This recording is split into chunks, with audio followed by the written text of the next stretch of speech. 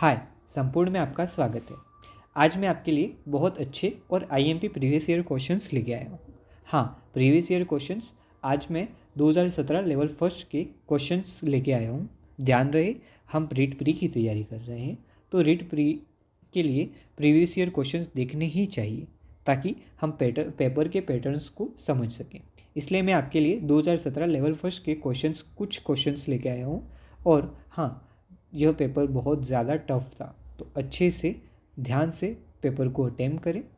और जैसा कि आपको पता है कि मैं आपके कमेंट्स के माध्यम से अपने वीडियो में कुछ ना कुछ सीख कर सुधार करता हूँ, और इस वीडियो में भी मैंने कुछ एक चेंज किए हैं। जैसे कि आपने बोला था कि मैथ के पेपर के क्वेश्चंस के सॉल्यूशंस भी चाहिए, तो इस वीडियो में मैं मैथ के क्वेश्चंस करवाने के साथ साथ उनके सॉल्यूशंस भी लेके आया हूँ। तो चलिए शुरू करते हैं पहले मैथ के पेपर से ही। आपके सामने साइकोलॉजी का पहला क्वेश्चन ये रहा। एक अधिगम विकलांगता जिसे लिखावट में कठिनाई शामिल है कहलाता है। एक अधिगम विकलांगता जिसमें लिखावट में कठिनाई शामिल है वह कहलाता है डिसलेक्सिया कहलाता है। ए, बी डिस्कैल्कुलिया कहलाता है, सी डिस्ग्राफिया कहलाता है, और डी ध्यान व अभाव अतिसक्रियता विकार कहलाता है। ये क्वेश्चन आया हुआ है 2017 रीट लेवल फर्स्ट में। तो इसका आंसर क्या होगा बताइए? डिसग्राफिया। ठीक है, नेक्स्ट टाइम ध्यान रखना, ऐसे क्वेश्चन आ सकते हैं। क्वेश्चन नंबर सेकंड, निम्न में से कौन सा एक योगात्मक मूल्यांकन से संबंधित है? कौन सा है? पहला ऑप्शन है अध्यापक को छात्र की प्रगति के बारे में निरंतर और तत्काल प्रतिक्रिया प्रदान करना। बी, शिक्षा सामग्री के आणविक विश्लेषण पर केंद्रित। सी, शिक्षार्थी की उपलब्धि का लगातार व्यवस्थित आकलन। या फिर डी, सत्र के अंत में विद्यार्थी के प्रदर्शन का अंतिम आकलन। ये ऑप्शंस रहे आपके सामने। क्वेश्चंस मैंने आपको बता दिया कि निम्न में से कौन सा एक योगात्मक मूल्यांकन से संबंधित है।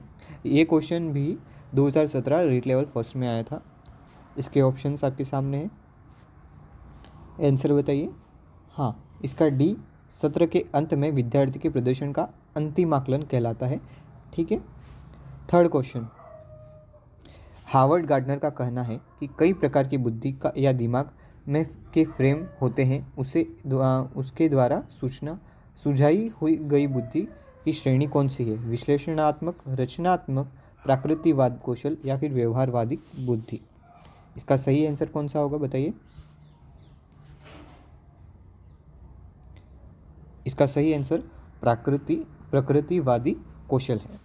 क्वेश्चन नंबर फोर्थ आपके सामने है। हमारे देश में कई बच्चे एक से अधिक भाषा बोलते हैं। निम्न में से पता लगाए दो भाषाओं का बोलने की क्षमता वाले बच्चों के लिए सही लाभ है। कौन सा लाभ है? अ, अवधारणा गठन में सुविधा। बी, विश्लेषण तर्क में सुविधा। सी, संज्ञानात्मक लचीलेपन में सुविधा, या उपरोक्त सभी। इसका सही आंसर बताइए। क्वेश्चन ये रहा।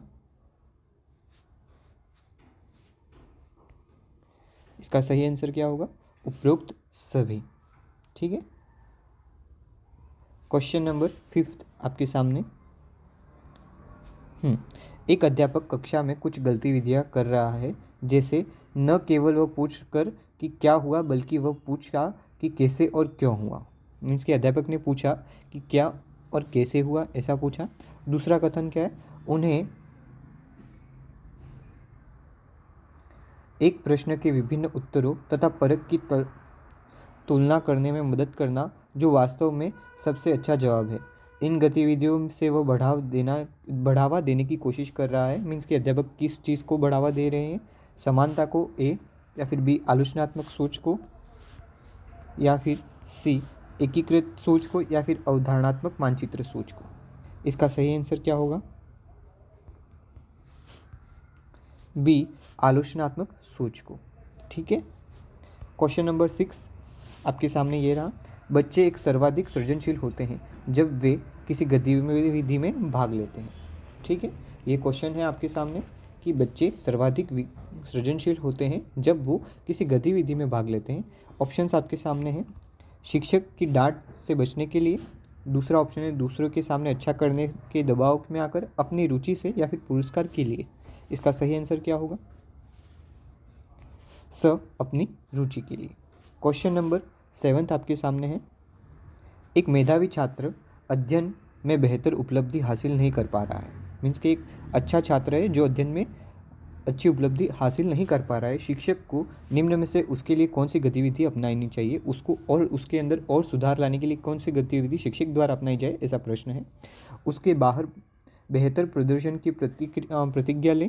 एक शिक्षक को प्रतिज्ञा लेनी चाहिए कि उसके लिए बेहतर प्रदर्शन करें। या फिर ब उसकी कम उपलब्धि के कारण का पता लगाना।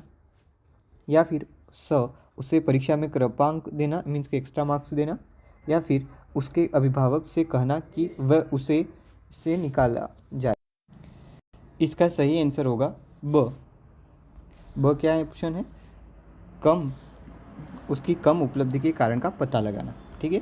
क्वेश्चन नंबर 8 आपके सामने। शिक्षा का उद्देश्य है अच्छे नागरिक बनाना, ऐसे व्यक्तियों का निर्माण जो समाज के लिए उपयोगी हो, व्यवहारिकता का निर्माण करना, या उपयुक्त में सभी। तो इसका सही आंसर क्या होगा? उपयुक्त सभी। क्वेश्चन नंबर 9 आपके सामने ये रहा। एक शिक्षक को कक्षा में कार्य करना चाहिए प्रगतिशील भूमिका में, प्रभुत्ववादी भूमिका में, प्रजातांत्रिक भूमिका में, या फिर प्रभावशाली भूमिका में। किस भूमिका में एक शिक्षक को कार्य करना चाहिए? 9th का आंसर क्या होगा? प्रजातांत्रिक, मीन्स कि बच्चों की भी सुने, इसलिए प्रजातांत्रिक भूमिका में इसका सही आंसर रहेगा 9th क्वेश्चन का। 10वां क्वेश्चन। निम्नलिखित में से कौन सा अधिगम का क्षेत्र नहीं है? कौन सा अधिगम का क्षेत्र नहीं है आपको बताना है। संज्ञानवाद, भावात्मक, या फिर क्रियात्मक, या फिर आध्यात्मिक। संज्ञात्मक, भावात्मक, क्रियात्मक, या फिर आध्यात्मिक। इसका सही आंसर क्या होगा? यानी कि आध्यात्मिक। ठीक है। Question number 11। निम्नलिखित में से कौन सा शिक्षण योजना का मुख्य घटक नहीं है? अ प्रधानाध्यापक, ब योजना की पूर्ति, स विद्यार्थी, या द शिक्षक। इसका सही आंसर क्या होगा? स विद्यार्थी।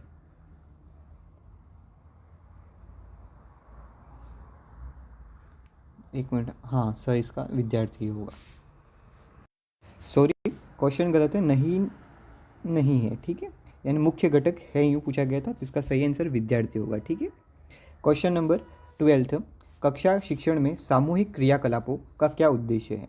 यानी कि सामूहिक क्रियाकलाप शिक्षक क्यों करवाता है, ऐसा पूछा गया है प्रश्न में। शिक्षक के कार्यों के भार को कम करने के लिए, अधिकांश बच्चों के अधिगम में शामिल करना, या फिर अवधारणाओं को प्रभावित ढंग से स्पष्ट करना, या फिर बच्चों को स्वच्छता प्रदान करना। इसका सही आंसर कौन सा होगा बताइए?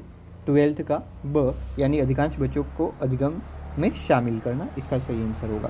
Question number 13। यदि कोई शिक्षक चाहे कि उसके विद्यार्थी समस्या समाधान कौशल प्राप्त कर ले, तो विद्यार्थी को ऐसे क्रियाकलापों में लगना चाहिए जिनमें हो क्या? पूछना, तर्क करना और निर्णय लेना, बहुविकल्पी प्रश्नों के स्तरीकृत कार्यपत्र, प्रत्यास्मरण रटना या और समझना, या फिर ड्रिल और अभ्यास। इसका सही आंसर क्या होगा 13वें क्वेश्चन का सही आंसर होगा पूछना, तर्क करना और निर्णय लेना। क्वेश्चन नंबर 14 आपकी स्क्रीन के सामने ये रहा। जीन पियाजे के अनुसार अधिगम के लिए निम्न में से क्या आवश्यक है? एक छात्र को पढ़ाने के लिए क्या आवश्यक है? किसके अनुसार? जीन पियाजे के अनुसार। तो ऑप्शंस देख लेते हैं। शिक्षार्थी के द्वारा पर्यावरण की सक्रियता खोजबीन करनी चाहिए, वयस्कों के व्यवहार का अवलोकन करना चाहिए, ईश्वरीय न्याय का विश्वास रखना चाहिए, या फिर शिक्षक और माता पिता द्वारा पुनर्बदल लेना चाहिए। इसका सही आंसर क्या होगा बताइए? क्वेश्चन नंबर 14 का आंसर क्या होगा? शिक्षार्थी द्वारा पर्यावरण में सक्रिय खोजबीन होनी चाहिए। क्वेश्चन नंबर 15 आपके सामने ये रहा। सामाजिक अधिगम का सिद्धांत निम्नलिखित में से किस घटक पर बल देता है? अ प्राकृतिक, ब प्रतिरूपण, स अनुकूलन, या फिर पाठ संशोधन। इसमें से सही आंसर क्या होगा? सामाजिक अधिगम का सिद्धांत निम्न में से किस घटक पर बल देता है, आपको बताना है। 15वें का आंसर ब प्रतिरूपण का। ठीक है। क्वेश्चन नंबर 16 ये रहा। मनोविज्ञान जो अपने अधिगम सिद्धांत में लाइफ स्पेस को संबोधित करता है वह है थॉर्नडाइक, कोहलर, कुर्तलेविन या फिर स्किनर। प्रश्न फिर से रिपीट कर रहे हैं। मनोविज्ञान जो अपने अधिगम सिद्धांत में लाइफ स्पेस को संबोधित करते हैं या फिर करता है वह है थॉर्नडाइक का, कोहलर, कुर्तलेविन या फिर स्किनर। आपको आंसर बताना है क्वेश्चन नंबर 16। क्वेश्चन नंबर 16 का आंसर है कुर्तलेविन। क्वेश्चन नंबर 17, मनोविज्ञान का क्षेत्रवादी सिद्धांत किसके द्वारा दिया गया था? कुर्तलेविन के द्वारा, C.T. मॉर्गन द्वारा, लियो फेरिंगटंगर द्वारा या फिर हेनरी गोडार्ड द्वारा। इसका सही आंसर क्या होगा क्वेश्चन नंबर 17 का? कुर्तलेविन द्वारा। क्वेश्चन नंबर 18, अभ्यास द्वारा सीखना जिसका परिमार्जन है वह है अभिप्रेरणा, ब व्यवहार, स मूल प्रवृत्ति या फिर द अंतर्नोद। इसका सही आंसर क्या होगा? क्वेश्चन नंबर 18 का सही आंसर होगा व्यवहार। Question number 19, father of medicine नाम से किस मनोवैज्ञानिक को जाना जाता है? अ हिपोक्रेट्स, ब आइजैक, स अरस्तु या द प्लेटो। क्वेश्चन नंबर 19 का सही आंसर होगा अ हिपोक्रेट्स। क्वेश्चन नंबर 19 हो गया है, अब 20 की ओर बढ़ते हैं कि परिवर्तन जो अधिगम के कारण नहीं है उन्हें इसके जिम्मेदार ठहराया जा सकता है। परिपक्वता, कौशल, सामाजिक प्रभाव या सांस्कृतिक प्रभाव। सही आंसर क्या होगा? परिपक्वता। ठीक है, इसके लिए है यूं है, ठीक है, लिए इसके लिए जिम्मेदार यूं है। परिवर्तन जो अधिगम के कारण नहीं है उन्हें इसके लिए जिम्मेदार ठहराया जा सकता है। फिर क्वेश्चन नंबर 21, विकास की गति एक व्यक्ति से दूसरे से भिन्न होती है किंतु यह एक नमूने का अनुगमन करती है। एडी से चोटी, अव्यवस्थित, अप्रत्याशी या फिर क्रमबद्ध और व्यवस्थित। इसका सही आंसर क्या होगा? द क्रमबद्ध और व्यवस्थित। ठीक है, इसका सही आंसर क्रमबद्ध और व्यवस्थित है। क्वेश्चन नंबर 22 आपके सामने ये रहा। विकास के संदर्भ में कौन सा कथन सही है आपको बताना है। यह प्रौढ़ होने पर रुक जाता है, ब यह वृद्धि का एक हिस्सा है, स यह लगातार चलने वाली प्रक्रिया है या द इसे सामान्य कद काठी एवं वजन के संदर्भों में लिया जा सकता है। इसका सही आंसर क्या होगा? 22 का सही आंसर होगा स, यानी यह लगातार चलने वाली प्रक्रिया है। क्वेश्चन नंबर 23वां आपके सामने ये रहा। संज्ञानात्मक क्षेत्र का सही क्रम है मूल्यांकन, ऑप्शन है मूल्यांकन, अनुप्रयोग, विश्लेषण, संश्लेषण, अवबोध और ज्ञान, या फिर ब ऑप्शन है मूल्यांकन, संश्लेषण, विश्लेषण, अनुप्रयोग, अवबोध या ज्ञान, या फिर स ऑप्शन है ज्ञान, अनुप्रयोग, अवबोध, विश्लेषण, संश्लेषण, मूल्यांकन, या ज्ञान, अवबोध, अनुप्रयोग, विश्लेषण, संश्लेषण, मूल्यांकन। इसका सही क्रम कौन सा है आपको बताना है। आपके सामने सारे ऑप्शंस ये रहे, एक बार देखिए उसके बाद आंसर देना। क्वेश्चन नंबर 23 का सही आंसर है ज्ञान, अवबोध, अनुप्रयोग, विश्लेषण, संश्लेषण और मूल्यांकन। क्वेश्चन नंबर 24 ये रहा आपके सामने।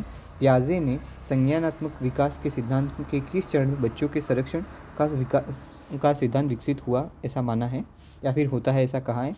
तो ऑप्शन से अमूर्त सक्रियात्मक अवस्था, पोस्ट औपचारिक अवस्था, पूर्व सक्रियात्मक अवस्था या फिर औपचारिक अवस्था। आपको आंसर बताना है 24 क्वेश्चन का। 24 का आंसर है अमूर्त सक्रियात्मक अवस्था। क्वेश्चन नंबर 25 आपके सामने। जेजोक का यह मानना है कि संज्ञान और भाव होते हैं स्वतंत्र, अंतर संबंधित, एकीकृत या अन्योन्याश्रित। इसका सही आंसर बताना है आपको। क्वेश्चन नंबर 25 का सही आंसर है स्वतंत्र। क्वेश्चन नंबर 26 आपके सामने ये रहा। एक बच्चा कौन संज्ञानात्मक सिद्धांत प्राप्त कर लेता है? एक बच्चा कौन सा संज्ञानात्मक सिद्धांत प्राप्त कर लेता है जब वह इसे समझने में सक्षम हो जाता है कि 2 सेमी वाले गेंद में मिट्टी की मात्रा समान रहती है, चाहे वह गेंद को चपटा किया जाए या उसे गेंद रूप दिया जाए। ये कौन सा सिद्धांत है? संरक्षण का, परिकल्पना का, अनुक्रमणीयता का या फिर आयतन का? इसका सही आंसर क्या होगा बताना है आपको। क्वेश्चन नंबर 26 का सही आंसर क्या होगा? असंरक्षण का। क्वेश्चन नंबर 27, दंड से छुटकारा पाने के लिए विधेयता, यह अवस्था कोहलबर्ग ने निम्न में से नैतिक विकास के स्तर से संबंधित है? पूर्व नैतिक या पूर्व पारंपरिक स्तर, पारंपरिक नैतिक स्तर, पश्च पारंपरिक स्तर या फिर सहज नैतिक स्तर? इसका सही आंसर क्या होगा आपको बताना है। इसका सही आंसर होगा पूर्व नैतिक पारंपरिक स्तर। क्वेश्चन नंबर 28 की ओर बढ़ते हैं। क्वेश्चन नंबर 28 आपके सामने, जब जुड़वा बच्चे अलग अलग युग्मों जायगोट्स से पैदा होते हैं तो उन्हें कहा जाता है? Option A siblings, spouse, identical twins या फिर फ्रेटर्नल ट्विंस? इसका आंसर क्या होगा बताइए। इसका सही आंसर होगा द यानी फ्रेटर्नल टर्नल ट्विंस। क्वेश्चन नंबर 29, निम्नलिखित में से कौन सा अधिगम के निर्मितकरण का सिद्धांत नहीं है? ठीक है, क्वेश्चन एक बार फिर से मैं रिपीट कर देता हूँ। निम्न में से कौन सा अधिगम के निर्मितकरण का सिद्धांत नहीं है? अधिगम संदर्भित है, या फिर ब अधिगम तात्कालिक है, अधिगम सामाजिक है, या फिर अधिगम एक सक्रिय क्रिया है? नहीं है में पूछा गया है, इस बात को ध्यान में रखना है। और 29 का आंसर है अधिगम एक तात्कालिक क्रिया है या फिर अधिगम तात्कालिक है। लास्ट क्वेश्चन, निर्मितवाद अधिगम के पक्षधर हैं स्किनर, लेवाइगोत्स्की, कोहलर या द ऑप्शन मेस्लो? सही आंसर बताना है। निर्मितवाद के पक्षधर कौन है? तो इसका सही आंसर लेवाइगोत्स्की होगा। इसी तरह से हमने कर लिए पूरे 30 क्वेश्चंस। आपके कितने नंबर आए वो आप बताना कमेंट के माध्यम से साइको में, ठीक है। अब चलते हैं ईवीएस की ओर। ईवीएस के ये सारे क्वेश्चंस जो हैं, यानी पर्यावरण के सारे क्वेश्चंस रीट के 2017 के पेपर में आए हुए हैं लेवल फर्स्ट के। तो यह बहुत इंपॉर्टेंट क्वेश्चन है, इससे रिलेटेड टॉपिक्स और अच्छे से पढ़ना ताकि एग्ज़ाम में आ सकें, ठीक है। एक बार फिर से रिपीट कर रहा हूँ, ये रीट 2017 में ईवीएस के क्वेश्चंस आए हुए हैं, वो क्वेश्चंस है। तो पहला क्वेश्चन आपके सामने, राजस्थान का पक्षी कौन सा है? राजस्थान का राज्य पक्षी कौन सा है? गोडावन, ब मोर, स गिद्ध, डी सारस? इसका सही आंसर सभी को आता होगा लगभग, गोडावन। क्वेश्चन नंबर 2 आपके सामने है, निम्नलिखित में से कौन सा सुमेलित नहीं है? बॉम्बे नेचुरल हिस्ट्री सोसाइटी नई दिल्ली, बी भारतीय वनस्पति सर्वेक्षण कोलकाता, सी भारतीय वन्यजीव संस्था कोयम्बटूर, या फिर डी राष्ट्रीय वनस्पति अनुसंधान संस्थान जोधपुर? इसमें से कौन सा सुमेलित है ये बताना है आपको। इसका सही आंसर है ब यानी बी भारतीय वनस्पति सर्वेक्षण कोलकाता। क्वेश्चन नंबर 3, निम्नलिखित में से कौन सा नवीनीकरण ऊर्जा स्रोत नहीं है? ए जीवाश्म ईंधन, बी जल विद्युत, सी पवन ऊर्जा, या डी सौर ऊर्जा? इसका सही आंसर आपको बताना है। सही आंसर इसका होगा ए यानी जीवाश्म ईंधन।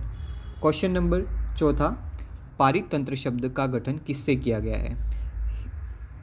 किसने किया है? हिकल, ए, बी हम्बोल्ट, सी टेंसले, या डी ओडम? इसका सही आंसर आपको कमेंट के माध्यम से या फिर अपने आंसर की में लिखना है। इसका सही आंसर होगा सी यानी टेंसले।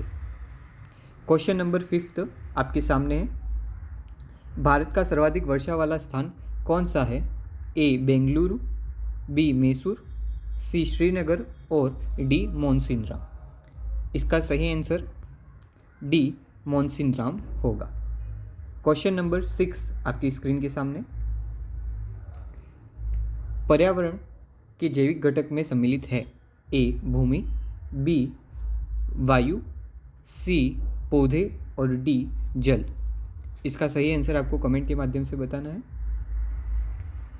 छठे का आंसर होगा सी पौधे। क्वेश्चन नंबर 7, मीना माता रोग का संबंध निम्नलिखित में से किससे है? सीडी प्रदूषण यानी कार्बोहाइड्रेट प्रदूषण, शायद से SO2 प्रदूषण, HG प्रदूषण, या फिर इनमें से कोई नहीं। सोचिए, और इसका जवाब होगा सी यानी HG प्रदूषण। क्वेश्चन नंबर 8, निम्नलिखित में से अप्रक्षेपी शिक्षण सामग्री कौन सी है? ए फिल्म स्ट्रिप, बी चार्ट, सी चित्र विस्तारक यंत्र एपिडाइस्कोप, या फिर डी स्लाइड। अप्रक्षेपी सामग्री के बारे में पूछा गया है, इस बात को ध्यान में रखना है, और इसका आंसर होगा बी चार्ट। ठीक है, प्रक्षेपी का मतलब यह होता है, पहली बात तो प्रोजेक्ट यूँ समझना। ठीक है, प्रक्षेपिका का मतलब प्रोजेक्ट। ठीक है, जो प्रोजेक्टर से समझाते हैं आजकल के स्टूडेंट्स को, वो प्रोजेक्ट। और अप्रक्षेपी मीन्स कि जो प्रोजेक्टर से नहीं समझाकर हाथों से कलाकृति या फिर हाथों से ही बनाकर चीज़ें समझा सकते हैं, वैसे। तो फिल्म स्ट्रिप तो नहीं हो सकता, चित्र विस्तारण, एपिडोस्कोप ये भी नहीं हो सकता है, स्लाइड मीन्स कंप्यूटर, चार्ट जो है वो अप्रक्षेपी विधि है। इस प्रकार से क्वेश्चन का आंसर बताया गया है, चार्ट। ठीक है, क्वेश्चन नंबर 9, निम्नलिखित में से कौन सी गतिविधि पर्यावरण संरक्षण से संबंधित नहीं है? यानी कि किससे पर्यावरण संरक्षण नहीं होगा, ऐसा पूछा गया है। अ वनोन्मूलन, बी या फिर ब क्या है, प्राकृतिक संसाधनों का संरक्षण, बृहद पौधारोपण, या फिर स जलाशयों की सफाई। तो यहाँ पर क्या पूछा गया है? पर्यावरण संरक्षण से संबंधित नहीं है, जिससे पर्यावरण सुरक्षित नहीं हो वो ऑप्शन कौन सा है? तो वनोन्मूलन। वनोन्मूलन इसका सही आंसर रहेगा। क्वेश्चन नंबर 10 आपके सामने है, पर्यावरण शिक्षा में सामूहिक चर्चा से संबंधित शिक्षण विधि कौन सी है? भूमि निर्वहन, ए, बी व्याख्यान, सी वर्णन, या फिर विचार गोष्ठियाँ। इसका सही आंसर क्या हो सकता है? 10th का सही आंसर होगा डी विचार गोष्ठी। क्वेश्चन नंबर 11 थोड़ा सा बड़ा है, ऑप्शंस इसके ज़्यादा बड़े हैं। सतत एवं व्यापक मूल्यांकन CCE का मुख्य उद्देश्य क्या है, आपको बताना है। ऑप्शंस आपकी स्क्रीन के सामने सभी मैंने लिख दिए हैं। ए विद्यालयों में उपस्थित समय बालक के प्रत्येक पहलू का मूल्यांकन करना, या फिर बी विद्यालय में उपस्थित के समय बालक की रुचि का मूल्यांकन करना, सी विद्यालय में उपस्थिति के समय बालक के ज्ञान एवं बोध का मूल्यांकन करना, सी या फिर डी विद्यालय में उपस्थिति के समय बालक के कौशलों का मूल्यांकन करना। इसका सही आंसर बताना, और ध्यान में रहे ये क्वेश्चन सारे प्रीवियस ईयर के हैं। ठीक है, तो इसका सही उत्तर होगा विद्यालय में उपस्थित के समय बालक के प्रत्येक पहलू का मूल्यांकन करना। क्वेश्चन नंबर 12 आपके सामने, IEEP का पूर्ण रूप है? इंटरनेशनल, ए ऑप्शन क्या है, international environmental education project, B international environmental education programme, C Indian environmental education project, या फिर D Indian environmental education programme. इसका सही आंसर आपको बताना है। क्वेश्चन नंबर 12 का सही आंसर क्या होगा? सोचिए, B international environment education programme. Question number 13 ये रहा, निम्नलिखित में से कौन सा 100% खुली शौच मुक्त ODF शेष मुख्य ODF राज्य हैं, ये आपको बताना है। ए आंध्र प्रदेश, बी असम, सी केरल, या फिर डी तमिलनाडु। इसका सही आंसर होगा सी केरल। क्वेश्चन नंबर 14 राजस्थान की राज्यसभा सांसदों की कुल संख्या कितनी है, आपको बताना है। ए 10, बी 25, सी 35, या डी 20। इसका सही आंसर क्या हो सकता है, आपको बताना है। इसका सही आंसर ए 10। क्वेश्चन नंबर, ये 2017 का पेपर है, ठीक है, इस बात को ध्यान रखना, उस हिसाब से इसका आंसर 10 हुआ है। नायलॉन का आविष्कार किसने किया? मेल्विन क्लेविन, वालेस केरोवर्स, या फिर रॉबिन हिल, या फिर पीटर मिशेल। इसका सही आंसर बताना है आपको। नायलॉन का आविष्कार किसके द्वारा किया गया? नायलॉन का आविष्कार वॉलेस केरोवर्स के द्वारा किया गया था। क्वेश्चन नंबर 16, निम्नलिखित में से कौन सा राजस्थान से संबंधित नहीं है? बेणेश्वर मेला, बी पुष्कर मेला, सी खेजड़ी मेला और डी माघ मेला। इसका आंसर लगभग सभी छात्रों को आता होगा। इसका सही आंसर है डी माघ मेला, क्योंकि बेणेश्वर बांसवाड़ा क्षेत्र में लगता है, बांसवाड़ा डूंगरपुर, पुष्कर अजमेर क्षेत्र और खेजड़ी जोधपुर क्षेत्र में। क्वेश्चन नंबर 17, भारत में प्रथम रेलगाड़ी की शुरुआत कब हुई? ये इंपॉर्टेंट क्वेश्चन है, नेक्स्ट टाइम फिर से भी आ सकता है, ध्यान रखना। 1920, 1856, 1853 या फिर 1959। इसका सही आंसर बताना है आपको। इसका सही आंसर क्या होगा? तो 1853 यानी 1853। क्वेश्चन नंबर 18, पीसी कल्चर क्या है? मधुमक्खी पालन, डी मछली पालन, सी मुर्गी पालन या फिर डी उपयुक्त में से कोई नहीं। पीसी कल्चर क्या है आपको बताना है। पीसी कल्चर क्या है ये क्वेश्चन था, जिसका सही आंसर हमने देखा था। इसका सही आंसर आप बताइए। इसका सही आंसर होगा बी यानी मछली पालन। ठीक है, इसका सही आंसर मछली पालन होगा, पीसी कल्चर यानी। अब नेक्स्ट क्वेश्चन 19वां, जामर कोटड़ा खदान प्रसिद्ध है? तांबा, ए तांबे के लिए, बी रॉक फास्फेट के लिए, सी जिंक के लिए और डी यूरेनियम के लिए। ठीक है, इसका सही आंसर क्या होगा? बी रॉक फॉस्फेट के लिए। क्वेश्चन नंबर 20वां, निम्नलिखित में से कौन सा रोग संक्रामक है? ए मधुमेह, बी हृदयघात, सी उच्च रक्तचाप और डी डिप्थीरिया। सही आंसर आपको बताना है 20वें क्वेश्चन का। इसका सही आंसर रहेगा डिप्थीरिया। क्वेश्चन नंबर 21वां, निम्नलिखित में से कौन सा परीक्षण HIV से प्रत्यक्ष संबंधित है? कौन से परीक्षण से HIV की जांच की जाती है, ऐसा प्रश्न है, जिसका आंसर आपको बताना है। बीडाल, MP, SESR और एलिसा। इसका सही आंसर रहेगा एलिसा। ठीक है, उसके अलावा जो ऑप्शन है वो गलत है। क्वेश्चन नंबर 22, भारत में पल्स पोलियो टीकाकरण कार्यक्रम कब आरंभ किया गया था? यह प्रश्न है। इसका सही आंसर क्या होगा? 1985 ए या फिर 2005, बी सी है 1995 या फिर 1990। इसका सही आंसर क्या होगा? सी 1995। क्वेश्चन नंबर 23, पर्यावरण अध्ययन शिक्षण के दौरान विद्यार्थियों की शैक्षिक उपलब्धियों को देखने के लिए निम्न में से किस आकलन सूचक का प्रयोग नहीं किया जाना चाहिए? क्वेश्चन नंबर ए अवलोकन करना, बी चर्चा करना, सी प्रयोग करना और डी उपचारात्मक शिक्षण करना। इसका सही आंसर आपको बताना है डी उपचारात्मक शिक्षण करना। इसका सही आंसर है, उसके अलावा जो भी आंसर हैं वो गलत है। क्वेश्चन नंबर 24, निम्नलिखित में से कौन सी विशेषता अच्छे शिक्षण की नहीं है? ए अच्छा शिक्षण क्रिया आधारित होता है, बी अच्छा शिक्षण लोकतांत्रिक होता है, सी अच्छा शिक्षण मूल्य आधारित नहीं होता और डी अच्छा शिक्षण सुव्यवस्थित निश्चित उद्देश्य युक्त होता है। इसके सारे ऑप्शन आपके सामने हैं। इसका सही आंसर होगा सी अच्छा शिक्षण मूल्य आधारित नहीं होता। क्वेश्चन नंबर 25, निम्नलिखित में से कौन सा विकल्प पर्यावरण अध्ययन विषय वस्तु में सम्मिलित नहीं किया जाता? आपको बताना है। ए वन संरक्षण, बी राजनीतिक संरक्षण, सी जल संरक्षण या डी मृदा संरक्षण। इन सभी ऑप्शंस में आपके लिए सही आंसर क्या रहेगा? बी राजनीतिक संरक्षण।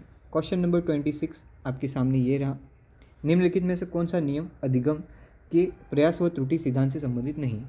देखिए, ये क्वेश्चन साइकोलॉजी का है, लेकिन आया ये पर्यावरण में था, क्योंकि ये शिक्षण विधियों का भी रिलेटेड टॉपिक है, प्रयास व त्रुटि का सिद्धांत, इसलिए पूछा गया था पर्यावरण अध्ययन के टॉपिक से। ठीक है, 2017 में ये पूछा गया। पुनर्बलन का नियम, ए बी तत्परता का नियम, सी अभ्यास का नियम और डी प्रभाव का नियम।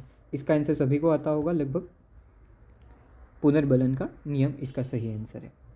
क्वेश्चन नंबर हम देखते हैं 27, प्रारंभ में भारत में बाल श्रम को प्रतिबंधित करने के लिए बाल श्रम निषेध नियमन अधिनियम किस वर्ष लागू किया गया? 1938, 1988, 1986 या फिर 2017। सही आंसर बताना है आपको। इसका सही आंसर क्या होगा? सी 1986। क्वेश्चन नंबर 28, भारत में लड़कियों व लड़कों के विवाह की न्यूनतम आयु क्या रखी गई है? 16 वर्ष एवं 18 वर्ष, बी 18 वर्ष एवं 21 वर्ष, सी 18 वर्ष व एवं 18 वर्ष, या फिर डी 21 वर्ष एवं 21 वर्ष। सही आंसर बताइए। जी हाँ, बी 18 वर्ष एवं 21 वर्ष। क्वेश्चन नंबर 29, राजस्थान की वस्त्र नगरी का क्या नाम है? उदयपुर, ए, बी अजमेर, सी सीकर, या डी भीलवाड़ा। ये भी सभी को आता होगा। मैनचेस्टर किसे कहा जाता है राजस्थान का? तो भीलवाड़ा को। क्वेश्चन नंबर 30वां और आखिरी क्वेश्चन ईवीएस का, नशीली दवाओं की लत को नियंत्रित करने हेतु आमतौर पर प्रयुक्त की जाने वाली औषधि का क्या नाम है? ये क्वेश्चन सारे 2017 के पेपर के हैं, ठीक है, इस बात को ध्यान में रखना। फोलिक्स अम्ल ए, बी कोकिन, सी एक्कोर्बिक अम्ल, या फिर डी पेथिडीन। ठीक है, तो इसका सही आंसर क्या होगा? इसका सही आंसर डी पेथिडीन। ठीक है, इसी के साथ हमने ईवीएस के क्वेश्चंस को समाप्त कर लिए हैं।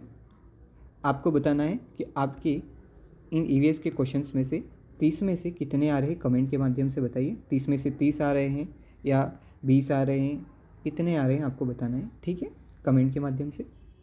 और क्या सुधार हमें इस वीडियो में करने चाहिए, मीन्स कि नेक्स्ट मॉडल पेपर में, वो भी आप अपने सुझाव दीजिए। तो गणित का पहला क्वेश्चन ये रहा। ध्यान रहे ये प्रीवियस ईयर क्वेश्चंस हैं, 2017 के पेपर से मैंने ये क्वेश्चंस ली। और हाँ, रीट के जितने भी पेपर हुए उनमें से कठिन जो मैथ के पेपर थे उनमें से एक 2017 का पेपर था, है जो बहुत कठिन पेपर्स हैं, क्वेश्चंस हैं इसमें, तो ध्यान से और अच्छे से अटेम्प्ट करना, ठीक है। पहला क्वेश्चन ये रहा, यदि 12 पेनों का क्रय मूल्य 16 पेनों के विक्रय मूल्य के बराबर है तो लाभ या हानि का प्रतिशत बराबर है।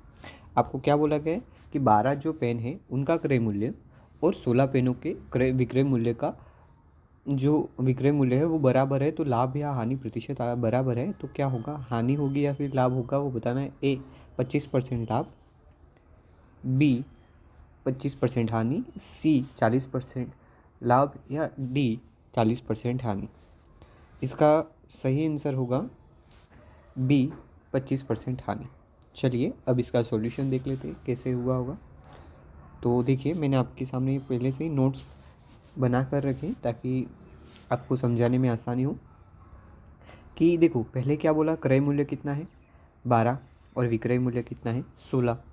अब इसको उल्टा कर देंगे, यानी कि क्रय मूल्य को हम 16 लिखेंगे और विक्रय मूल्य को हम कितना लिख देंगे 12।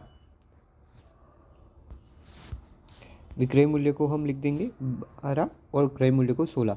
अगर अब आपके लिए ये आसानी होगी कि क्या कि 16 पेन आपने खरीदे, 16 रुपये मीन्स कि आप समझ लो 16 रुपये में आपने एक पेन खरीदा, ठीक है, 16 रुपये में पेन खरीदा और 12 रुपये में बेचा, कितने की हानि हुई, 4 की हानि हुई।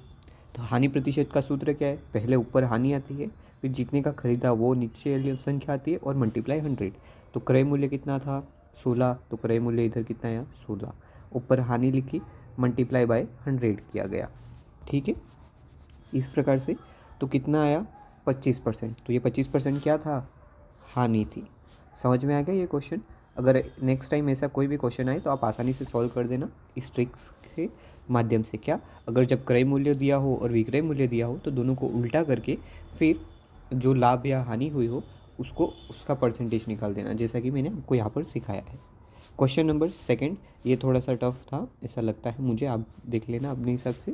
कि श्रीमान एक्स के पास एक निश्चित राशि है, ठीक है, कि जो भी कोई भी श्रीमान, आप जैसे कि एस मान लो या फिर राम मान लो, ठीक है, राम के पास एक निश्चित राशि है, उसने कुछ राशि 10% सरल ब्याज पर दी और शेष राशि 12% ब्याज पर दी, बैंक में जमा करवाई। मीन्स कि उनके पास टोटल जैसे कि समझ लो आप 10 रुपीज़ है, तो उसमें से कुछ परसेंटेज 10% ब्याज पे दिया राशि और कुछ परसेंट या फिर कुछ राशि 12% ब्याज पे बैंक में दिया।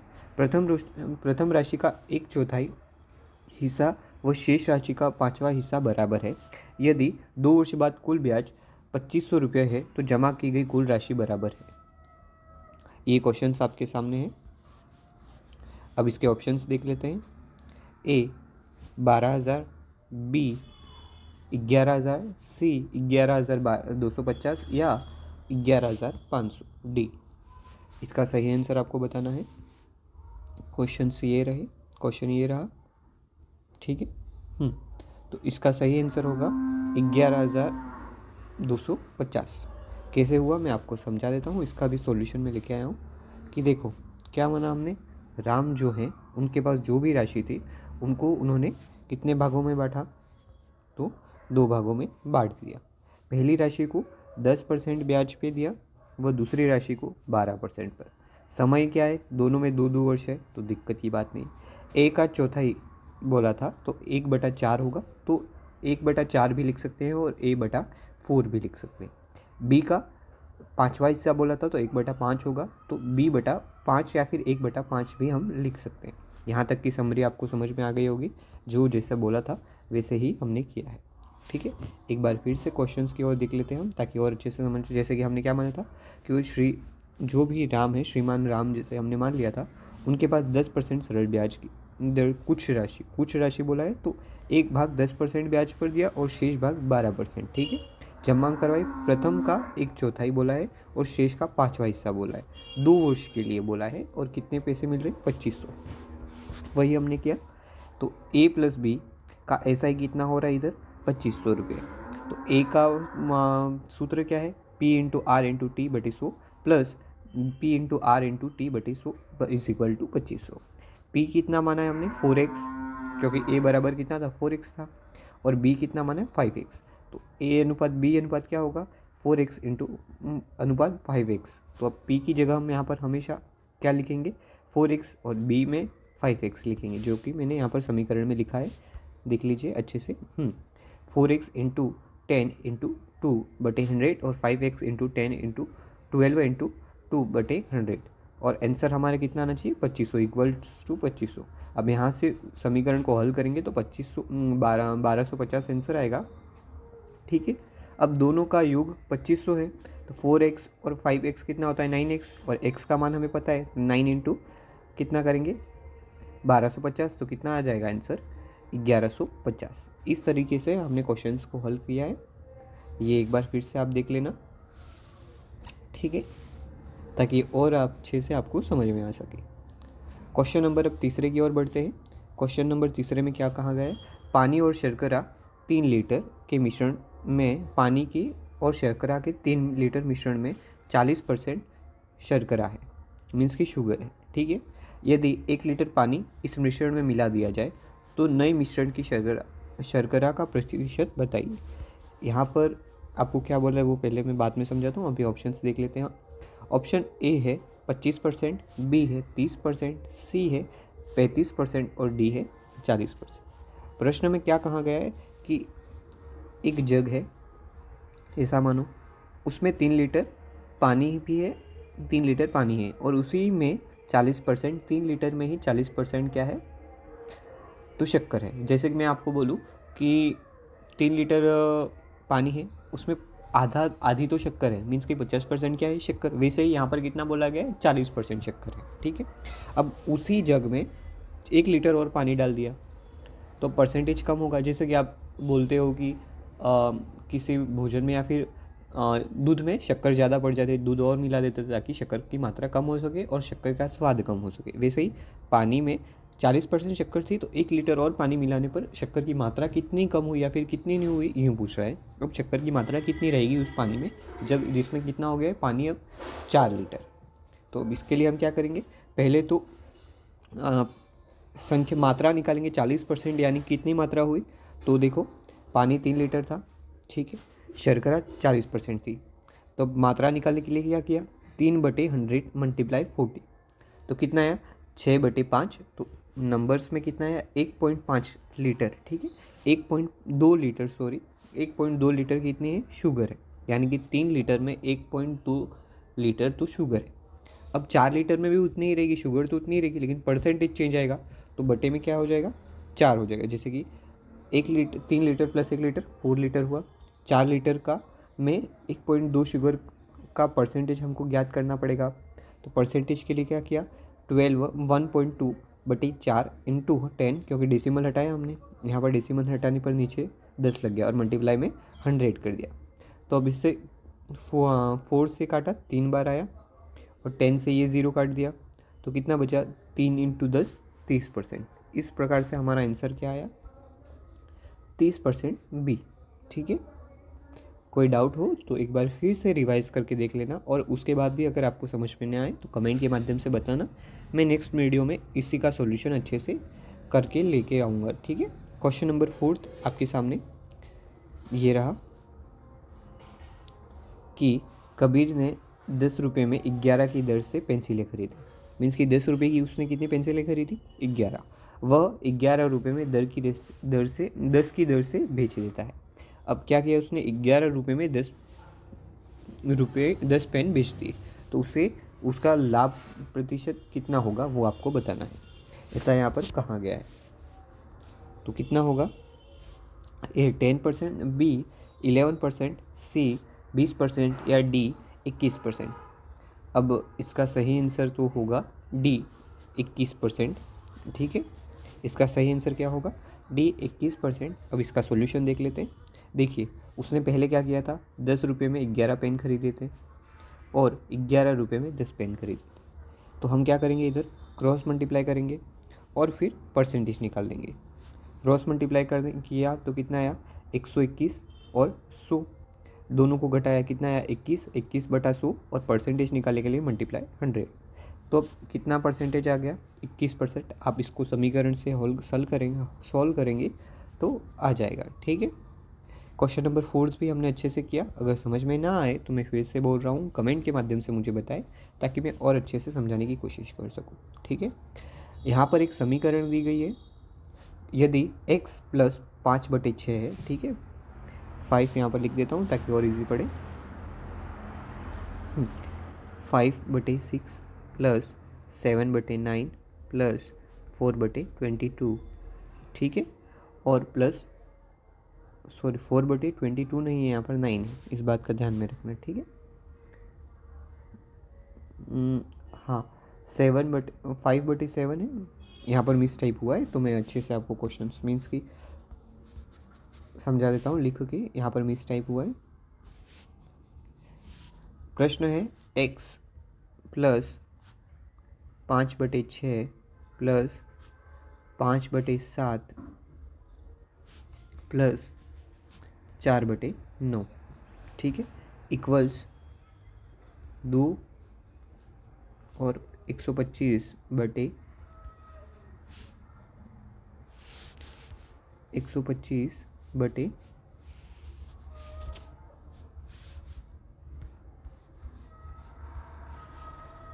126 ये समीकरण है जो मैंने आपके सामने लिख दी है। एक बार अच्छे से जूम करके आप देख लेना। आपके लिए थोड़ा सा इसको साइड में रख देते हैं ताकि और अच्छे से दिखे। ये समीकरण है, इसको आपको सॉल्व करना है। ठीक है, ये वाली भूल जाओ, तो इसको सॉल्व करना है और आंसर बताना है। ऑप्शंस है ये आपके सामने है, ए 1, बी 247/26, सी 349/126 या फिर डी 2। इस समीकरण का सही आंसर क्या होगा आपको बताना है। ठीक है, इस समीकरण का सही आंसर होगा, इसको सॉल्व करने पर आएगा ए यानी 1। अब ये सॉल्व करके मैं नहीं बताऊंगा क्योंकि इतना तो आपको भी आना चाहिए और इतनी प्रैक्टिस आपको करनी चाहिए कि सॉल्व कैसे होगा। ये तो सिंपल समीकरण है इस माध्यम से। ठीक है, यहाँ पर कोई ट्रिक नहीं लगेगी, बस इसको सॉल्व करना है तो उस हिसाब से करिए। नहीं आए तो फिर बोलना, मैं नेक्स्ट वीडियो में अच्छे से करवा दूँगा। क्वेश्चन नंबर 6, दिए गए समांतर चतुर्भुज ABCD में x और y के मान बराबर हैं। x बराबर 25 डिग्री और y बराबर 2.5 डिग्री।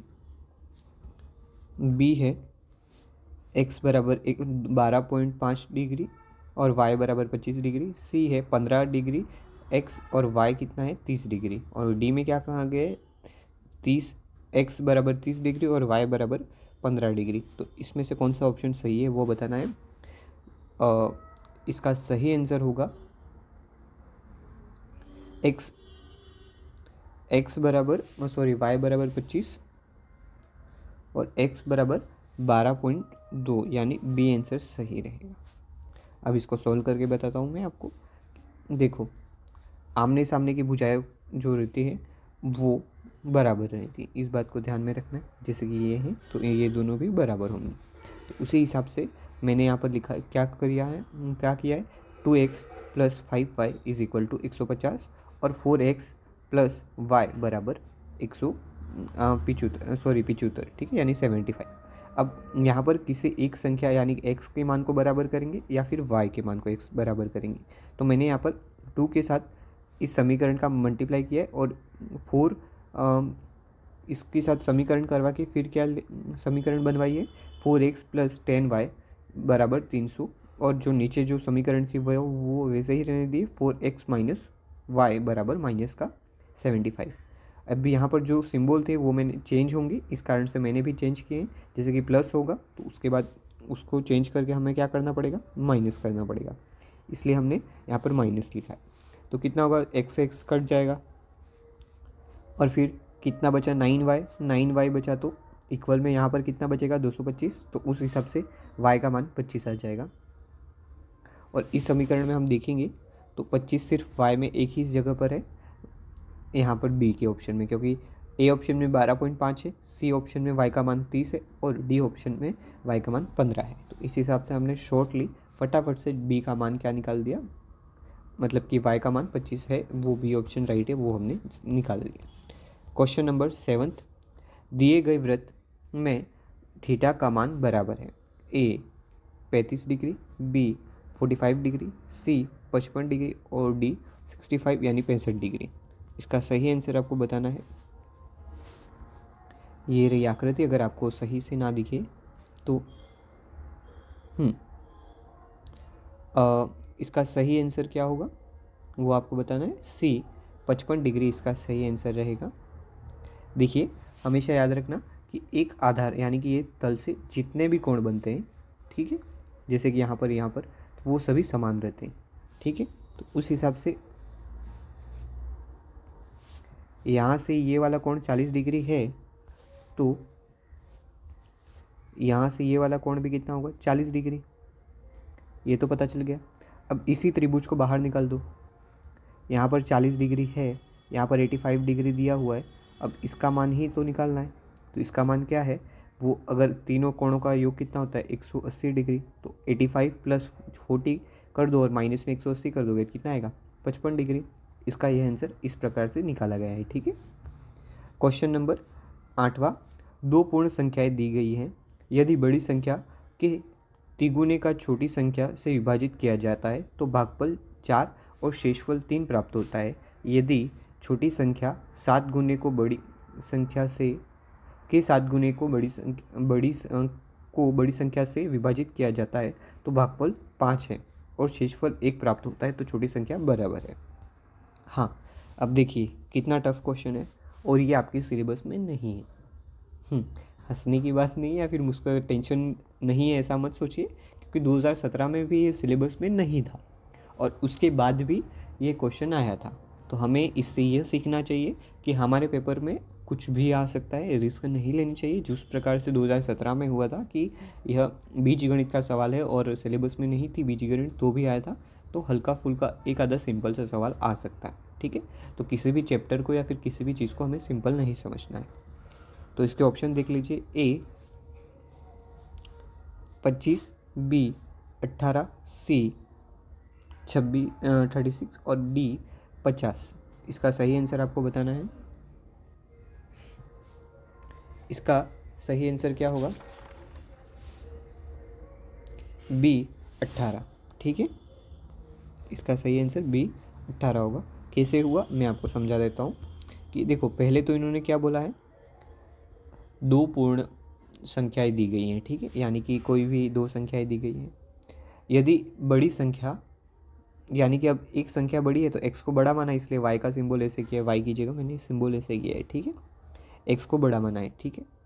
अब उसके बाद क्या बोला गया है वो देखना, यदि बड़ी संख्या के तिगुने, मीन्स कि बड़ी संख्या का मल्टीप्लाई किससे करूँगा मैं 3 के साथ, छोटी संख्या से विभाजित किया जाए, मीन्स कि x को 3 y के साथ डिवाइड करूँगा तो भागफल कितना आएगा 4 और शेषफल 3 प्राप्त होगा। तो वही मैंने किया है, ये देखो x का 3 गुना लिख दिया है यहाँ पर, और y इधर लिखा है, और 4 भागफल बचा और शेषफल कितना बचा 3।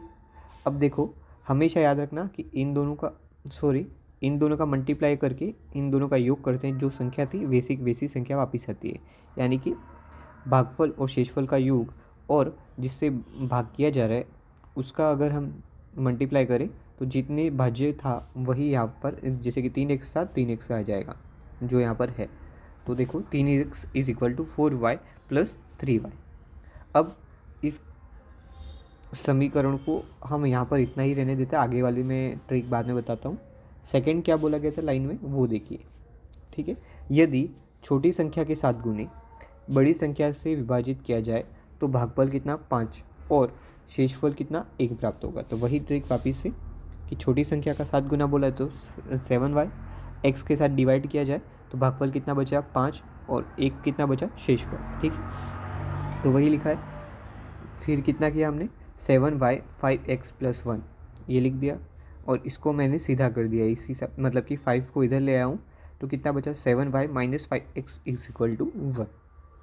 अब देखो इन दोनों समीकरणों को क्या करेंगे, जो पहली ये समीकरण आपके सामने स्क्रीन में है, अब आपको अच्छे से समझ में आ जाएगा कि समीकरण कौन कौन सी बनी। एक तो ये वाली और एक ये वाली पहली वाली, ठीक है।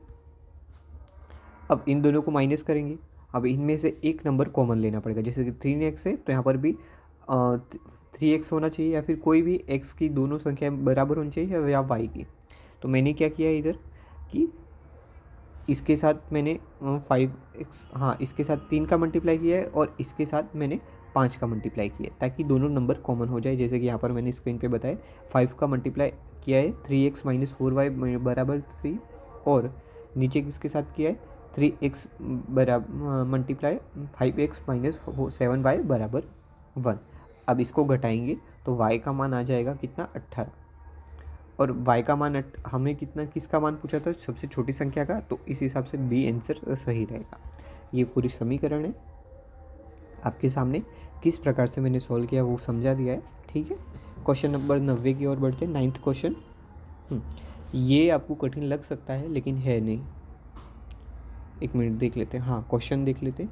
यदि निम्न भिन्नों को छोटी से बड़ी भिन्न की ओर व्यवस्थित किया जाए तो कौन से भिन्न के मध्य आएगी। आपको मैं ऑप्शन से यहाँ पर लिख के बता देता हूँ ताकि पता चल सके। यहाँ पर मिस टाइप हो गए या फिर टाइप ही नहीं हुए, मैं और अच्छे से आपको बता देता हूँ, ठीक है।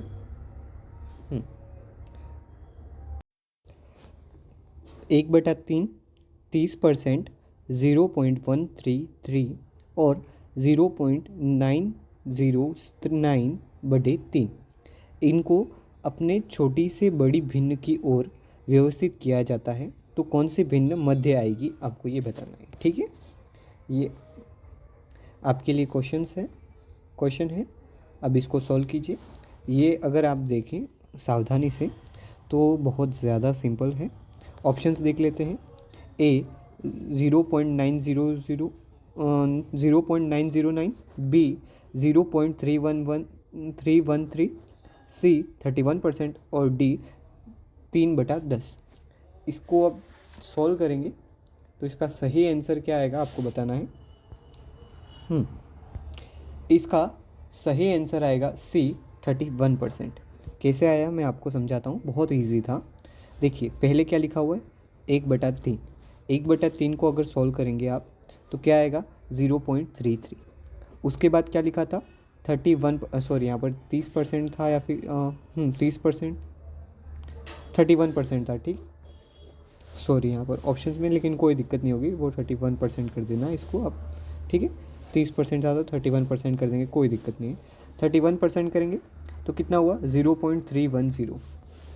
ऑप्शन जो थर्ड था वो कितना था 0.313, वही था।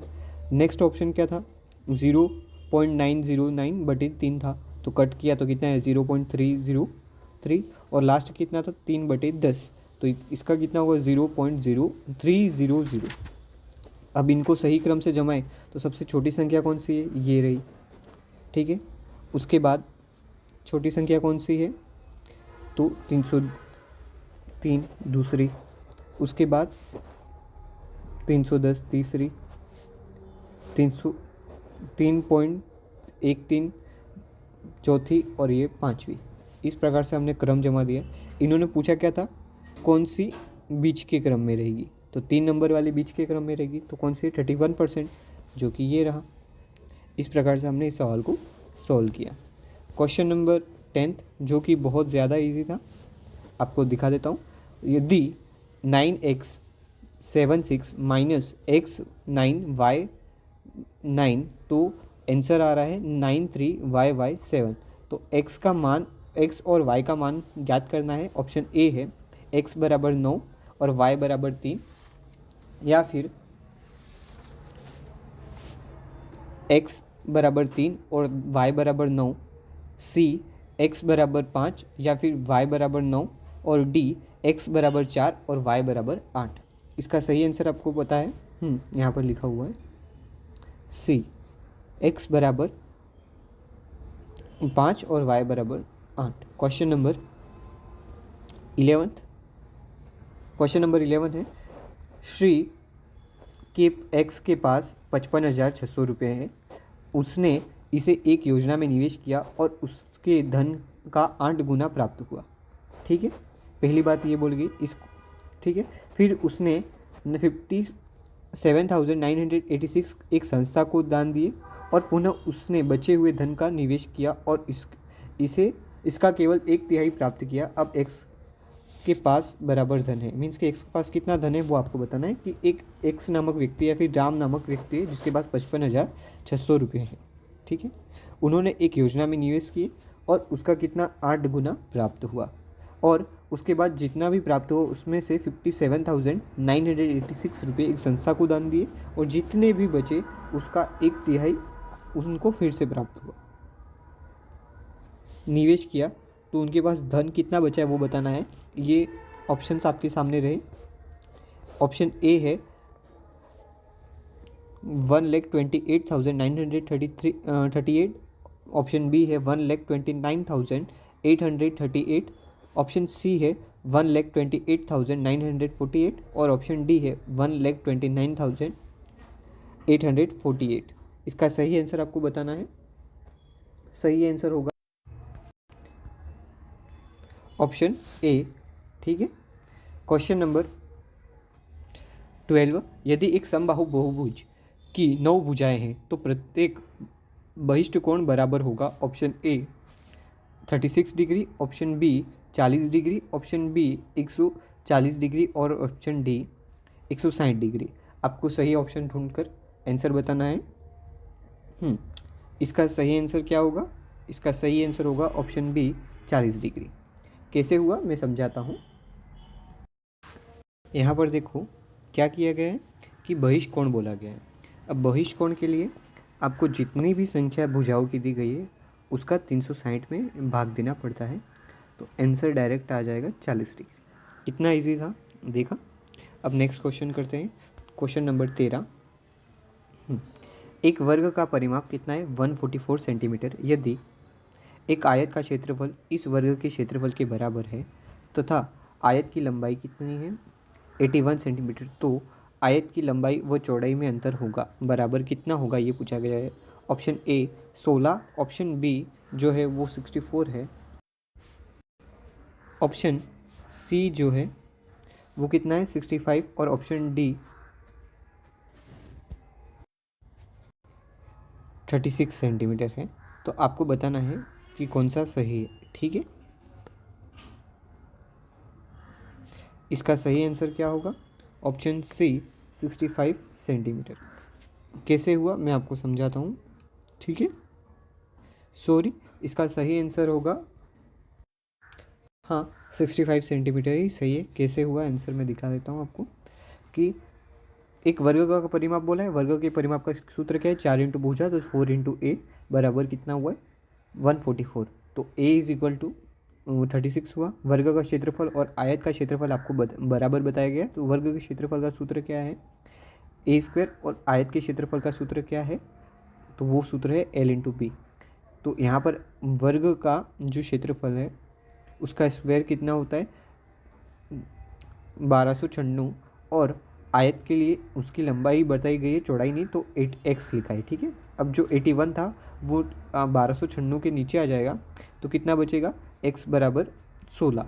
अब आपको कितना पूछा था, अंतर पूछा था, चौड़ाई और लंबाई और चौड़ाई में अंतर, तो वो कितना हुआ 65, ठीक है। यहाँ पर अंतर पूछा था, न कि चौड़ाई पूछा था, इस बात को ध्यान रखना। 81 में 16 को माइनस करेंगे तो आंसर आ जाएगा।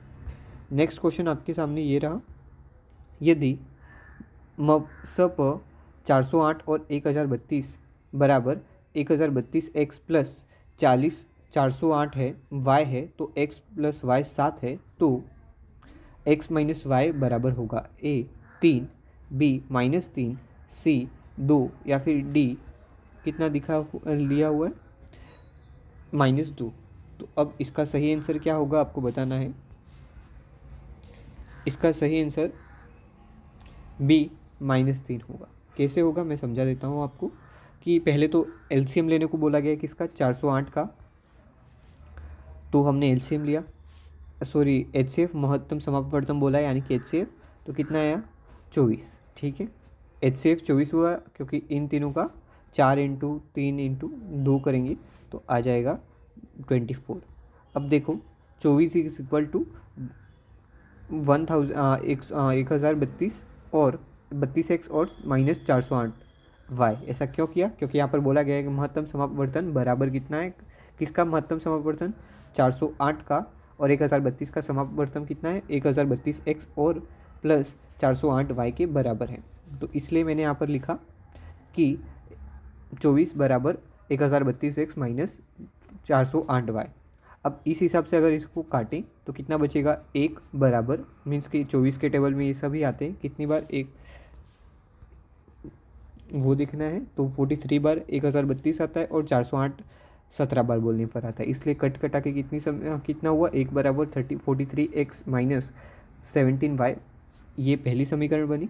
और उन्होंने कितना दिया था, x प्लस वाई बराबर 7, तो इन दोनों को कॉमन करने के लिए x प्लस वाई बराबर 7 में 17 का मल्टीप्लाई किया, तो ये हमारे सामने समीकरण बनी 43x माइनस 17y बराबर 1 और 17x प्लस 17y बराबर 119। अब जब x वाले कॉमन है तो ये कट गई, इनको पहले तो सिंबल चेंज किए और फिर काट दिए गए नंबर, तो कितना बचे 60x बराबर 120, तो x का मान कितना आ गया 2। अब उन्होंने क्या समीकरण दी थी वो देखना है, x प्लस वाई बराबर 7, तो x की जगह 2 का मान रखेंगे तो कितना आएगा y बराबर 5 आ गया। तो x माइनस वाई कितना होगा यूँ पूछा गया था उनके द्वारा, तो 2 - 5 करते पर -3 आंसर आ गया। अब क्वेश्चन करते हैं 15वां, आपके सामने है ये 15वां क्वेश्चन।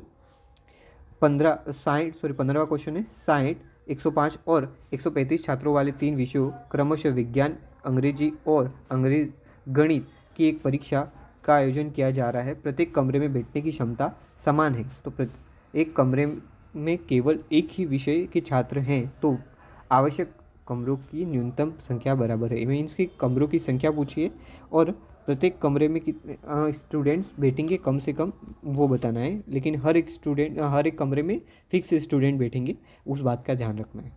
कितने स्टूडेंट्स बताएं, 60, 105 और 135, ठीक है। ऑप्शन देख लेते, ए 15, बी 20, सी कितना है तो 25 और डी 30। अब आपको बताना है कि इनमें से कौन सा सही आंसर है, देख लीजिए आप। इसका सही आंसर क्या होगा, बी 20। अब कैसे हुआ मैं समझा देता हूँ। पहले तो इन्होंने क्या बोला कि न्यूनतम बराबर संख्या होंगी, तो मीन्स कि हमको एचसीएफ लेना है, तो एचसीएफ कितना है 15, यानी कि एक कमरे में कितने बच्चे बैठेंगे 15। फिर अब जितने भी जैसे कि विज्ञान के छात्र हैं तो 60/15 करेंगे, मीन्स कि 60 बच्चे हैं, 15 बच्चे एक क्लास में बैठ सकते, तो 4 कमरे चाहिए विज्ञान के छात्रों के लिए। अंग्रेजी में भी वही किया, 105 बच्चे थे, 15 के साथ भाग दिया तो कितने कमरे बचे 7, और 135 में भी भाग दिया 15 का, कितने बचे 9। अब इन सभी को जोड़ देंगे, 4 + 7 + 5 9, तो कितने कमरे हुए टोटल 20। तो वहीं ऑप्शंस में भी यहाँ पर 20 राइट करना था, इस प्रकार से, ठीक है। अब क्वेश्चन नंबर 16 की तरफ बढ़ते हैं। क्वेश्चन नंबर 16 ये रहा, दिए गए त्रिभुज ABC में AP कोण बी ए सी का समद्विभाजक है तथा बी क्यू बी सी पर लंब है तो पी ए क्यू बराबर होगा।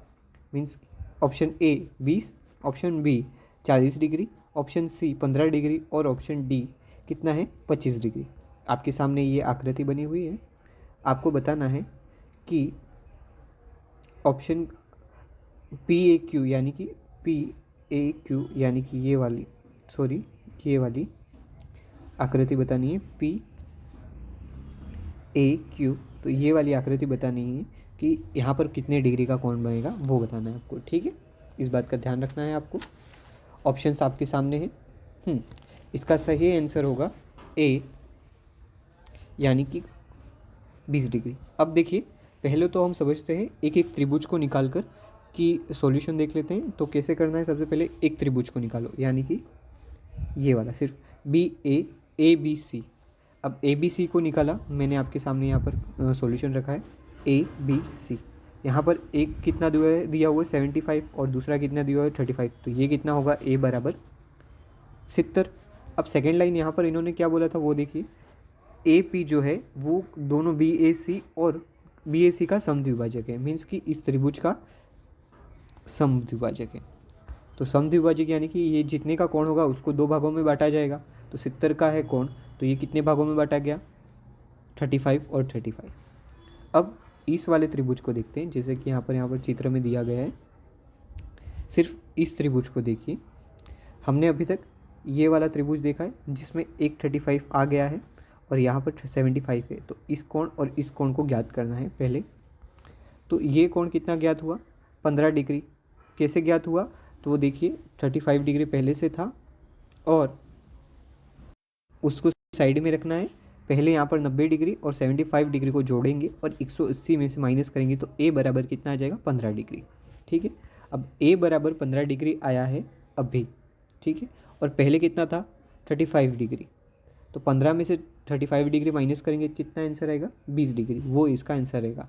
हमने दरअसल क्या किया है वो मैं आपको समझा देता हूँ इस कोण के माध्यम से। पहले तो हमने इस पूरे का कोण एंगल ए का मान ज्ञात किया। ठीक है, जैसे ही ज्ञात हुआ तो फिर हमने इस एंगल का मान ज्ञात किया। उसके बाद हमें पता चला ये 35 का है, तो हमने फिर ओनली क्यू बी का मान ज्ञात किया। अब ए बी क्यू का मान कितना है 15 डिग्री। तो 15 में से कितना माइनस करेंगे 35 को, तो कितना आएगा 20। यानी कि अब इसका कितना मान रहा 20 डिग्री और हमें यही ज्ञात करना था। ठीक है, क्वेश्चन नंबर 16 हमने अच्छे से कर लिया। अब क्वेश्चन नंबर 17, यदि दिए गए त्रिभुज ए बी सी में ओ बी और ओ सी क्रमशः कोण बी और कोण सी के समद्विभाजक हैं तो ओ बी सी बराबर होगा। यहाँ पर समद्विभाजक की बात की गई है और कहा गया है कि जो 40 डिग्री यहाँ पर ए है तो ओ कितना होगा ऐसा पूछा गया है। इसके options A 70 degree, B 110 degree, C 140 degree और डी 80 डिग्री। तो आपको बताना है कि इसका सही आंसर क्या होगा। सोचिए, इसका सही आंसर बी 110 होगा। दरअसल कैसे होता है मैं समझा देता हूँ। अगर समद्विभाजक पूछा, ठीक है, तो क्या करना है, जितना भी ऊपर ए वाला कोण रहेगा उसका आधा कर देना। तो कितना होगा 20 प्लस 90 कर दो। ठीक है, हमेशा 90 ही होगा अगर समद्विभाजक बोले तो। जितना ऊपर होगा नंबर, जैसे कि जो भी ऊपर वाली संख्या होगी उसका दो आधा करेंगे। जैसे यहाँ 40 था तो 40 का आधा कितना हुआ 20। 20 प्लस 90 करने पर कितना आ गया 110। क्वेश्चन नंबर 18 देख लेते हैं। एक चतुर्भुज ए बी सी डी की भुजाओं बी ए और डी सी को आकृति के अनुसार बढ़ाया जाता है। मीन्स कि निम्न जो आकृति है उसके अनुसार बढ़ाया जाता है। तो निम्न में से कौन सा सत्य है आपको बताना है। यह आपके सामने आकृति बनी हुई है। अब आपके सामने ऑप्शंस भी हैं। कोण x प्लस वाई बराबर a प्लस बी होगा, या फिर कोण a प्लस एक्स प्लस बी वाई बराबर a माइनस बी होगा, या फिर कोण x माइनस वाई बराबर a प्लस बी बटे 2 होगा, या फिर कोण x प्लस वाई बराबर a माइनस बी बराबर y होगा। ये भी सिंपल सवाल है अगर आप करना चाहें तो। और इसका सही आंसर क्या होगा, first A x plus Y बराबर ए प्लस बी। ऐसा क्यों हुआ है मैं समझा देता हूँ। अगर आपको पता हो या फिर ज्ञात करना हो तो ये हमेशा ध्यान में रखना कि आमने सामने की जो भुजाएं रहती हैं उनका योग 180 डिग्री होता है। ठीक है, या फिर इसको ऐसे समझ लीजिए कि जो इस रेखा को भी हम आगे बढ़ा देते हैं और इसको भी, ठीक है। तो ये दो समांतर रेखा हो गई, इनको एक तिर्यक रेखा काट रही है। तो इस साइड के कोण और इन साइड के कोण का योग कितना होता है, बराबर। चलो या फिर इससे ही याद कर लेते हैं, जैसे कि x प्लस वाई कितना होगा, जितना 180, और यही x ए और बी भी होगा, इनका योग भी 180 होगा। तो दोनों इक्वल ही हुए, दोनों बराबर ही हुए। इस हिसाब से यहाँ पर दिया गया है x प्लस वाई बराबर ए बी, तो ये दोनों इक्वल हैं ऐसा बताया गया है। तो ये ऑप्शन राइट होगा। क्वेश्चन नंबर 19, एक छात्र के अंक 98 की बजाय 108 त्रुटि से अंकित हो गए हैं। इस त्रुटि के कारण कक्षा के औसत में 1/5 बढ़ गया है। तो एक कक्षा में छात्रों की कुल संख्या बराबर होगी, आपको बताना है। ऑप्शन ए है 10, ऑप्शन बी है 30, ऑप्शन सी है 50 और ऑप्शन डी है 70। आपको बताना है कि कौन सा ऑप्शन सही रहेगा। इसका सही आंसर क्या रहेगा, तो इसका सही आंसर रहेगा सी, यानी 50। अब देखो, आपको बोला कितना गया है, 98 से 108 की वृद्धि यानी 10 की वृद्धि हुई है, इस बात को ध्यान में रखना है। 10 की वृद्धि हुई है तो कितना बढ़ गया है, 1/5।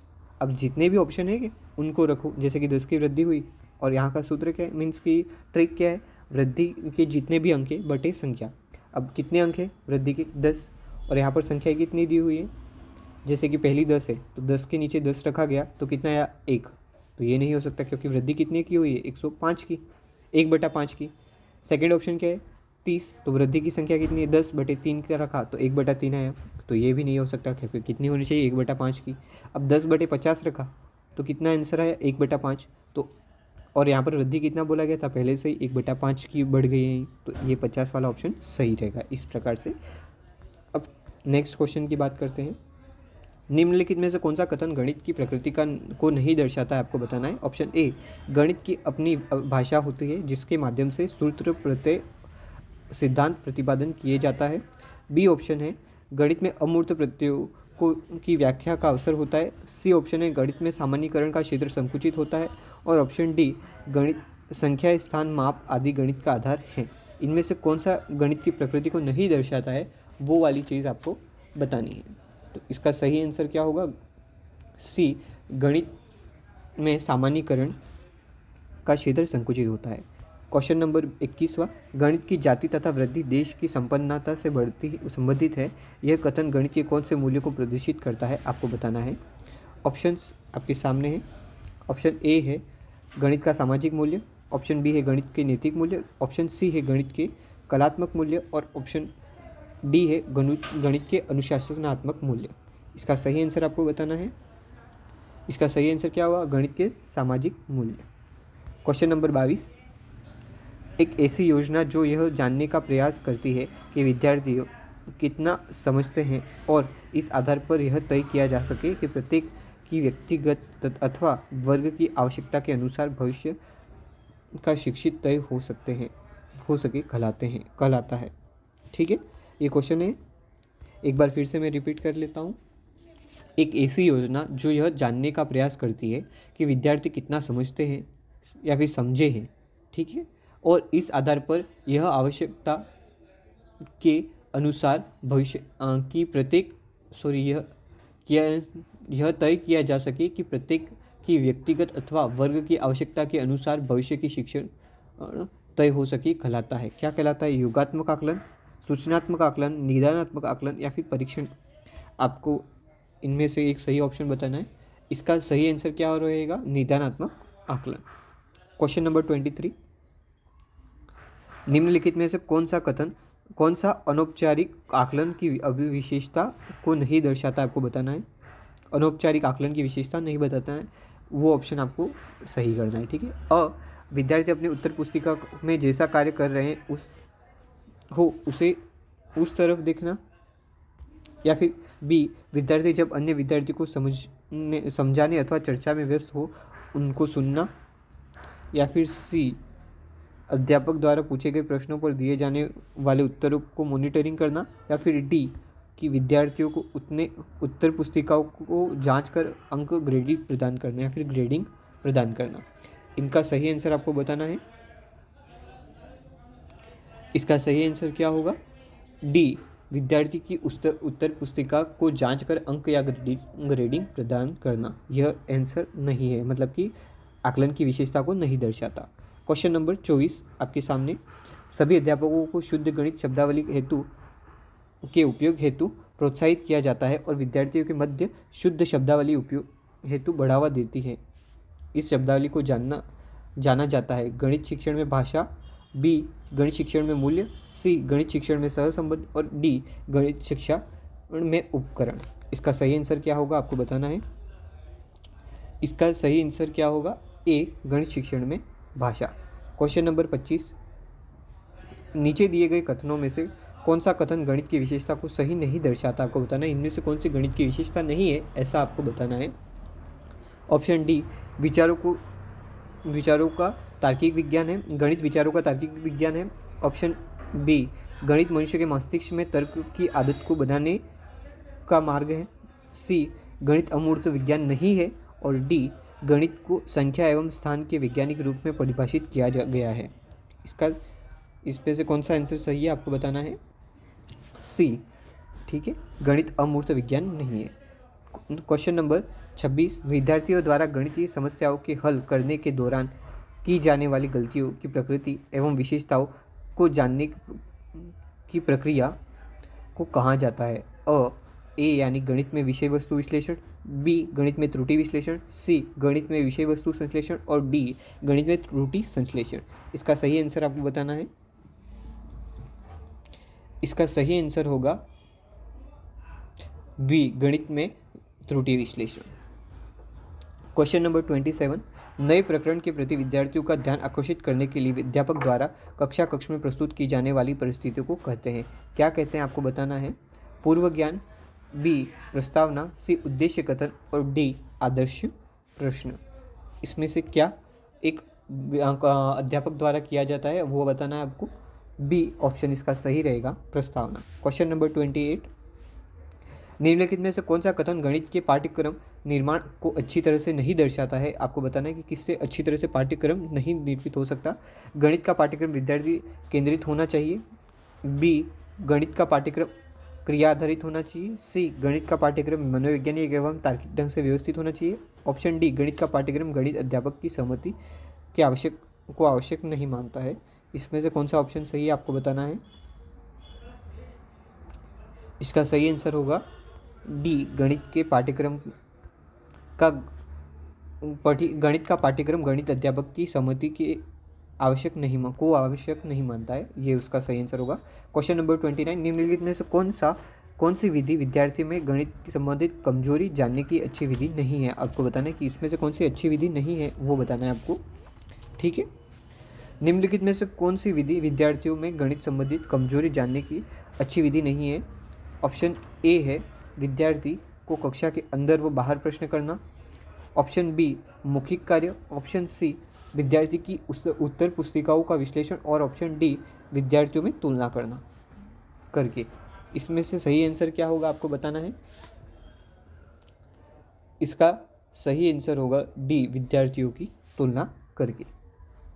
क्वेश्चन नंबर 30, संख्या 17065809 में 7, 6 और 9 के स्थानीय मान को योग करके बराबर है, आपको बताना है। ये आप खुद करें और इसका आंसर आप मुझे कमेंट के माध्यम से बताइए कि सही आंसर क्या होगा, ए होगा, बी होगा या सी होगा या डी होगा। ठीक है, चलिए इसी के साथ क्लास को ख़त्म करते हैं। आपके 30 में से कितने नंबर आए गणित में वो आपको बताना है। ठीक है।